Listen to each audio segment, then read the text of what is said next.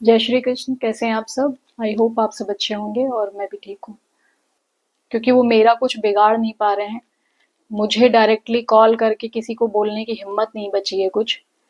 तो बस वही बोलते हैं, खिसियानी बिल्ली खंबा नोचे, जो कि मुझे बोलते हैं उन लोग। क्योंकि मुझे डायरेक्टली उनकी कहने की हिम्मत नहीं है, क्योंकि उनको पता है कि सच सामने आ जाएगा। और सबसे बड़ी बात, अगर आप इतने सच्चे हो तो आपको कॉल करके कुछ भी बोलने में डर होना ही नहीं चाहिए। और आप में फ़रेब है, आप झूठे हो, आप गलत का साथ दे रहे हो, इसीलिए आपकी हिम्मत भी नहीं है कि आप मुझे कॉल करके कुछ बोल सको। क्यों? उनको पता है कि मैं ये चीज़ें शेयर कर दूँगी लोगों से और फिर सामने खुल जाएगी उनकी बातें। तो बस पीठ पीछे जो बोल सकते हैं वो बोल सकते हैं। मैंने अभी परसों एक वीडियो शेयर की थी जिसमें मैंने बताया था कि एक्स हस्बैंड ने कॉल किया था और उनकी वाइफ भी मुझसे बात करना चाह रही थी, मैंने बात नहीं की उनसे। विपिन ने जो कुछ कहा वो तो मैंने आपके साथ शेयर किया था, वो भी मैंने उसको क्लिप को कट करके आपके साथ में शेयर किया था, मतलब ट्रिम किया है उसे। बहुत सी जगह बहुत गंदी गाली उन्होंने यूज़ की है, जो कि मैं शेयर नहीं करना चाहती थी। खुद भी नहीं अच्छा लगता है, क्योंकि यूट्यूब ऐसा है कि बच्चे भी चलाते हैं और भी लोग देखते हैं, और मेरे जानने वाले बहुत सारे लोग भी हैं इससे जुड़े हुए। तो मैं नहीं चाहती कि वो सब चीज़ें कोई बच्चे या कोई ऐसा सुने जो गलत असर पड़े जिस पे। तो ये रीज़न है कि उसको कट करके मैंने लगाया था। और उनकी वाइफ, वो मुझे कॉल की, मैंने बात नहीं की। तो उनको नहीं कुछ समझ में आया तो उन्होंने मेरी वीडियो पर आकर के कमेंट किया, यूट्यूब पर आकर के कमेंट किया उन्होंने। अभी उनके खानदान में सबसे ज़्यादा पढ़ी लिखी आई हैं वो, सबसे ज़्यादा। ये होता है कि बीएड किया उन्होंने, तो बीएड किया हुआ है उन्होंने और अभी एमएड करने की तैयारी कर रही हैं। 4 साल तक वो जो अपने हस्बैंड को छोड़ कर के आई थी, 4 साल तक अपने घर पर थी, अपने परिवार पे डिपेंड थी, कोई जॉब नहीं कर रही थी पढ़ी लिखी होने के बाद। मुझे उनकी पर्सनल लाइफ से कोई लेना देना ही नहीं है, लेकिन वो मुझे अगर उंगली करेंगी तो सुनेंगी। सिंपल सा है। आप मुझे उंगली करोगे तो आप सुनोगे। मैं बार बार यही कहती हूँ, मुझे मेरे बच्चों का हक जिस दिन मिल जाएगा उस दिन मुझे कोई मतलब नहीं है ना उनका नाम लेने की, ना उनके पति देव का नाम लेने की। लेकिन मजबूरी है इस वक्त मेरी कि मुझे नाम लेना पड़ता है। मैं आपके साथ शेयर करूंगी, स्क्रीनशॉट भी लगा दूंगी उनका। आप समझना, शायद आपके समझ में आ जाए, क्योंकि मैं थोड़ा कम पढ़ी लिखी हूँ, मैं 12th पास हूँ। और 12th के बाद ही मेरी शादी हो गई थी। आगे की पढ़ाई करने के लिए मैंने सोचा था, बट मुझे पढ़ाई कराई नहीं। पढ़ाई कराई मतलब कि मैंने खुद से फीस पे की थी फर्स्ट ईयर बीए के एग्जाम के लिए, जो कि मेरे पति देव ने मुझे नहीं देने दिया था। उस वक्त वो मेरा नंबर शेयर कर दिया था लोगों से ये बोल करके कि ये कॉल गर्ल है, आप इसके नंबर पे कॉल करो। और मुझे इतना मेंटली टॉर्चर किया था कि मैं पेपर देने भी नहीं गई थी, एग्जाम देने भी नहीं गई मैं। जबकि मैंने यहाँ से फॉर्म भरा था यूपी में, और वहाँ मैं एग्जाम देने के लिए भी गई थी। उस समय मेरी बेटी हो चुकी थी, वो सिर्फ 6 या 7 महीने की थी, तब की बात है ये। लेकिन उस व्यक्ति ने मुझे एग्जाम नहीं देने दिया, क्योंकि वो नहीं चाहता था कि मैं पढ़ूं लिखूं या कुछ बन जाऊं। बस हमारी फाइनेंशियल कंडीशन हमारे पापा की सही नहीं थी, जिसकी वजह से जो मुझे करना था मैं वो नहीं कर पाई। मुझे पैथोलॉजी करनी थी उस वक्त, सबको पता है, पूरी फैमिली जानती है कि मुझे पैथोलॉजी करनी थी, जो कि नहीं हो पाया फाइनेंशियल प्रॉब्लम के कारण। तो बस नहीं हुई पढ़ाई मेरी। कम पढ़ी लिखी हूँ, बट मुझे जिंदगी ने जितना सिखाया है तो शायद वो पढ़े लिखे भी नहीं सीख पाए होंगे अभी तक, जितना मुझे जिंदगी जिंदगी ने सिखाया है। बोलते हैं ना, अनुभव से इंसान ज्यादा सीखता है, हालातों से ज्यादा सीखता है, जितना वो पढ़ के नहीं सीखता, जितना वो स्कूल जाकर नहीं सीखता। तो और हमने बचपन से सीखा है। बचपन से हमारे हालात ऐसे थे कि हमने बहुत कुछ बचपन से ही सीखा है। तो इनकी भाषा मतलब पढ़ी लिखी हुई नहीं है, लेकिन आप भी शायद समझ नहीं पाओगे, या हो सकता है आप में से कोई समझ जाए। मैं आपको पढ़ के सुनाती हूँ। लिखा है, हेलो ये औरत के पति। अब वो मुझसे हेलो बोल रही है या मेरे एक्स पति से बोल रही है, ये नहीं समझ में आया मुझे। पहली लाइन, हेलो ये औरत के पति। फिर कह रही है, मैं आपको बहुत महत्वपूर्ण कानूनी जानकारी दे रही हूँ। ये कानूनी जानकारी मुझे दे रही थी। अगर ये औरत को नहीं रखना चाहते अगर ये मतलब कि उनके पति अगर ये औरत को नहीं रखना चाहते, तलाक देना चाहते हैं, तो एक इंग्लिश वर्ड लिखा है इन्होंने, लेकिन उसकी हिंदी मीनिंग मैं आपको बता देती हूँ। हिंदी मीनिंग होती है परित्याग। मतलब खुद से अगर उससे अलग हो चुके हैं, खुद से अगर रिश्ते को छोड़ना चाहते हैं, तो उसके आधार पर तलाक फाइल कर सकते हैं। इसमें कोई सबूत की आवश्यकता नहीं होती है। इसमें सिर्फ सेपरेशन सबूत में, कोर्ट में केस में दर्ज की तारीख से 2 वर्षों से अलग, मतलब कोर्ट में जो केस फाइल होती है उसके फाइल होने के 2 वर्ष पूर्व, मतलब 2 साल से अगर आप अलग, सेपरेशन मीन्स वही होता है अलग रहना, कि अगर आप अलग अलग रह रहे हैं तो आप इसके आधार पर कोर्ट में केस लगा सकते हैं डाइवोर्स का। अलग रहने पर 100% डाइवोर्स मिल जाएगी। कोर्ट से पत्नी तलाक दे अथवा ना दे, मतलब पत्नी तलाक दे अथवा ना दे, पर आपका तलाक हो जाता है, उससे कोई मतलब नहीं। जज साहब आपको डाइवोर्स ग्रैंड कर देंगे। तो ये सब इन्होंने मुझे बताया है, लेकिन ये अपने अपने पति को बताया उन्होंने, मतलब जो उनका पति था, उन दोनों का तलाक नहीं हुआ है। तो लेकिन आके मेरे चैनल पे बता रही हैं, वो अपने पति को बता दे तो वो ज्यादा बेटर होगा, लेकिन वो मुझे आके बता रही हैं कि अगर सेपरेशन में रहते हैं, मतलब कि अलग अलग रहते हैं, तो इसके आधार पे आप अपना केस दर्ज कर सकते हैं। तो ये चलो मैं समझ गई, और मैं तो डाइवोर्स ले चुकी हूँ। ये सब पढ़ने का और जानने का मुझे कोई मतलब ही नहीं है।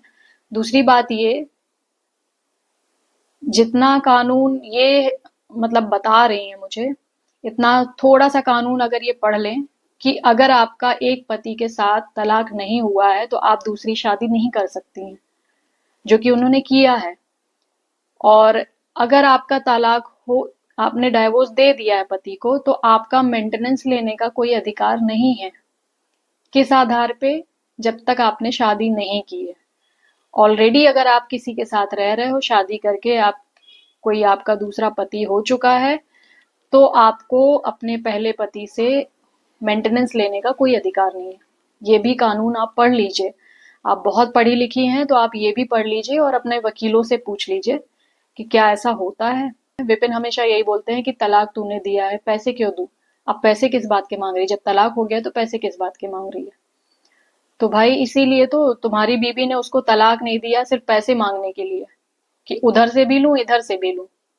और फिर इनका दूसरा कमेंट है कि मैं 100 बात की एक बात सबको बतलाना चाहती हूँ कि कोर्ट भी कि कोई भी कोर्ट कचहरी का मामला, ना जज साहब ना किसी को न्याय देते हैं, ना किसी का वकील साहब न्याय दिलाता है। सिर्फ दोनों पक्षों के वकील साहब और जज साहब दोनों पक्षों को कोर्ट कार्यवाही प्रक्रिया करने के बाद समय बर्बाद कर, इतना दौड़ाकर परेशान करते हैं कि दोनों पक्ष खुद मामला सेटलमेंट करने को तैयार हो जाते हैं। यही ओरिजिनल कानून है। तो ये तो मुझे भी पता है कि कोर्ट जो है चक्कर पे चक्कर लगवाती है, डेट पे डेट देती है, और विपिन जैसे लोग मिल जाते हैं तो वो वकील को पैसे भरते रहते हैं, लेकिन अपने बच्चों को पैसे नहीं देना चाहते हैं। तो वकीलों का क्या है, वो तो भरते रहेंगे अपना। कोई भी केस होता है, उसमें से एक पक्ष गलत होता है, ये सबको पता है, ये जज को भी पता होता है, ये वकीलों को भी पता होता है। लेकिन पक्ष, दोनों पक्ष रखने के लिए वकील होते हैं। तो उसमें से जो गलत के साथ खड़ा होता है वो वकील गलत तो नहीं कहला जाता। हाँ, लेकिन गलत का साथ देता है क्योंकि उसका काम है, वो अपनी जेब भर रहा है, उसी से उसका काम चल रहा है। तो कानून में तो नियम है कि दोनों पक्षों के लिए वकील होते हैं। तो जो उनका कहना है कि जज और वकील जो ऐसे चक्कर कटवाते हैं, बाद में सेटलमेंट करना होता है, तो मैं आपको बता दूं कि एक बार फरवरी, हाँ, फरवरी मंथ में जो पेशी थी हमारी, उसमें विपिन आए हुए थे। जबकि पेशी में आए थे, बट उन्होंने कोई गवाही नहीं दी थी, कहीं कोई साइन नहीं किया था और चले गए थे। उनके वकील का कॉल आया था। उनके वकील का कॉल ये आया था कि आप अपने क्लाइंट को बोल दीजिए कि वो मुझे आकर नहीं, वो इनसे आकर मिल ले, ये बच्चों को पैसे देने के लिए तैयार है, और आप अपनी पेशी आगे बढ़वा दीजिए। तो हमारे वकील ने उनको यही जवाब दिया था कि कोर्ट में केस सिर्फ चल इसीलिए रहा है कि बच्चों के मेंटेनेंस के लिए, बच्चों के खर्चे के लिए। तो अगर वो व्यक्ति बच्चों का खर्चा देने के लिए तैयार है तो वो कोर्ट में आकर के बोल दे, जज साहब के सामने आकर बोल दे और केस को खत्म कर दो ना, आपको पेशी क्यों बढ़वानी है। हमारे क्लाइंट को भी कोई पेशी लड़ने का शौक नहीं है, बार बार कोर्ट क्यों आना उसे, जब अगर वो देने के लिए तैयार है तो भाई हम तैयार हैं इस चीज पे, हम अपने क्लाइंट से बात कर ले रहे हैं। लेकिन फिर वो मुकर गए क्योंकि उनको देना नहीं था, उनको सिर्फ पेशी टलवानी थी, उन्हें पैसे नहीं देने थे। तो क्योंकि जब आप देने के लिए लाए हो तो आपको चोरी से क्यों देना है। और ऐसा व्यक्ति चोरी से पैसे देगा कि वकील वकील के बीच में बैठ के पैसे दे देंगे, जज को पता ना चले, दुनिया को पता ना चले। ड्रामेबाजी की भी हद होती है। और इन्होंने पहला कमेंट क्या किया था कि तुम्हारे जैसे कोर्ट में हजारों केस लड़ रही हैं,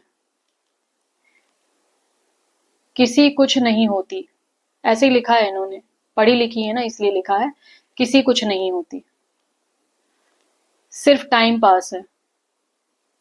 उनको लिखना ये था कि किसी का कुछ नहीं होता या किसी को कुछ नहीं मिलता, तो उन्होंने लिखा है किसी कुछ नहीं होती। अगर पढ़े लिखे बीएड वाले इतनी अच्छी लाइनें लिख सकते हैं तो एमएड करने के बाद पता नहीं क्या हाल होगा। मेरे जैसी कोर्ट में हजारों केस लड़ रही हैं वो तो मुझे भी पता है, क्योंकि मेरे जैसी ही हैं जो कोर्ट जा रही हैं, हर चीजों को फेस कर रही हैं। क्योंकि तुम्हारे जैसे होते तो विपिन से पैसे भी लेते, अभी किसी और के साथ घर भी बसा लेते, मजे भी करते। तो मेरे जैसी जो हैं, जो कानून के हिसाब से चल रही हैं, जो न्याय के हिसाब से चल रही हैं, वो इसी तरीके से काम करती हैं। तो मेरे जैसी, मुझे भी पता है, मेरे जैसी हजारों हैं जो आती हैं कोर्ट में और परेशान हो रही हैं। पर हाँ, ये जरूर है, कोर्ट से चाहे जो हो, भगवान के घर देर है अंधेर नहीं है, ये सत्य है। और मैं ना जो जो सोची थी, मतलब हमारे तलाक के बाद मैंने बिल्कुल सोच के रखा था कि विपिन शादी करें। सब बोलते थे कि वो शादी नहीं करेंगे, पर मेरे दिमाग में ये चीज थी कि नहीं, ये शादी करे, जरूर करे शादी। क्योंकि जब तक ये शादी ना करता इसका असली चेहरा लोगों के सामने ना आता, जो मुझे बुरा बना रखा था कि मैं ऐसी हूं, मैं वैसी हूं, वो चीजें सामने आना जरूरी है। और अभी शादी के उनके 2 महीने हुए हैं, 2 पंखे तोड़ दिए गए, हस्बैंड वाइफ दोनों का मोबाइल टूट गया, ठीक है। और जो मुझे रिकॉर्डिंग भेजे थे उसमें अपनी वाइफ से बोल रहे हैं, अरे आईफोन काटो, अपना आईफोन काटो, कहाँ से काटोगी, चलाते नहीं बन रहा मुझसे। बोलते हैं ना कि मतलब इतना दिखावा है उस व्यक्ति के अंदर, इतना दिखावा है। जो ई रिक्शे चला रहे हैं ना वो भी आईफोन लेके घूम रहे हैं, लेकिन कैसे, इंस्टॉलमेंट पे। तो आईफोन रखने से, घर में एसी लगवा लेने से, सेकेंड हैंड कार खरीद लेने से, बुलेट खरीद लेने से इंसान की रेपुटेशन नहीं बदल जाती है या बढ़ नहीं जाती है, या उसका स्टेटस हाई नहीं हो जाता है। इंसान की सोच से, उसके संस्कार से, उसकी हरकतों से, इन चीजों से पता लगाया जाता है कि वो कैसा है। क्योंकि अब सिर्फ पेंशन पे डिपेंड है, जब तक पैसे थे तब तक खूब घूमा फिरा, ऐश किया। अब पैसे खत्म है। मैं ये भी चाहती थी कि विपिन की शादी भी हो, उसके बच्चे भी हों। यही सब चीजें हैं, जब होंगी तभी तो इंसान फील करेगा। क्योंकि आज तो वो, उसकी आदत है, स्टार्टिंग में उसने अपनी जो नई वाइफ है उससे आप बोलते थे, आप सुनो, आप करो, आप इधर आओ, आप चलो, इस टाइप से बातें होती थी। तो जब मुझे पता चला था तो मैंने सबसे यही कहा था कि अभी आप से वो तुम पे नहीं आएंगे, आपसे सीधा माँ बहन पे आएंगे। वो माँ बहन की गाली दे करके बात करते हैं, अब वो आपसे तुम पे भी नहीं आए। दूसरी बात, 2 महीने नहीं हुए शादी को, लड़ाई झगड़े तोड़फोड़ सब हो चुका, सब हो चुका। अभी तो पूरी जिंदगी काटनी है, अभी पूरी जिंदगी काटनी है साथ में, तो अभी देखते जाइए। और बच्चे का भी मैंने कहा, सुन के मुझे बड़ी खुशी हुई। इसलिए खुशी हुई क्योंकि जो मेरे बच्चे हैं उनके लिए इनके घर वाले, इनके रिश्तेदार ये बोलते हैं, मेरी बेटी को लेकर के, आपने वीडियो देखी होगी मेरी पुरानी, मेरी बेटी को देख करके ये बोलते हैं कि जैसी माँ वैसी बेटी। मतलब कि गलत वे पे बोलते हैं उसे, गलत वे पे बोलते हैं कि मुंह चलता है उसका, मुंह चलाती है विपिन से, इस तरीके से बात की। वो वीडियो देख करके भी लोगों ने यही बोला कि इतना मुंह चलाया। अगर आप समझदार हैं, आपने वो वीडियो देखी है, तो आप देख के आप समझ सक आप मतलब फील तो कर सकते हो, लेकिन उस पे क्या बीतती है ना, ये आप लोग नहीं फील कर सकते हो कि उस पे क्या बीतती है। एक बच्ची, बेटियों को तो बहुत ज्यादा ये लगता है, क्योंकि उसके स्कूल में पेरेंट्स आते हैं। कितनी ऐसी उसकी फ्रेंड्स हैं जिनके फादर बहुत अच्छे से अपने बच्चों के साथ रहते हैं। कितने ऐसे लोग हैं, हम लोगों ने देखा है रिश्तेदारों में, फैमिली में, कि अपनी बेटी को बहुत प्यार करते हैं। लोग बोलते हैं ना, पापा के लिए तो बेटियां बहुत अच्छी होती हैं, बेटियों से सबसे ज्यादा प्यार करते हैं। जब वो इन चीजों को देखती है ना, तो कुढ़ती है वो, उसको बुरा लगता है कि मेरे पापा ऐसे क्यों नहीं है। तो वो जिन जिन चीजों से गुजर रही है, जो चीजें वो फील कर रही है ना, वो रिश्तेदार नहीं फील कर सकते हैं। वो नहीं समझ सकते हैं कि उस पे क्या बीत रही है।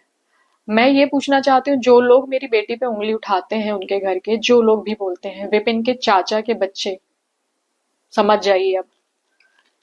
जो लोग ये बोलते हैं विधि ऐसी है, विधि वैसी है, विधि मुंह चलाती है, तो भाई विधि के तो पापा ऐसे हैं, वो नहीं आप लोगों को दिख रहा है कि विधि के पापा क्या कर रहे हैं।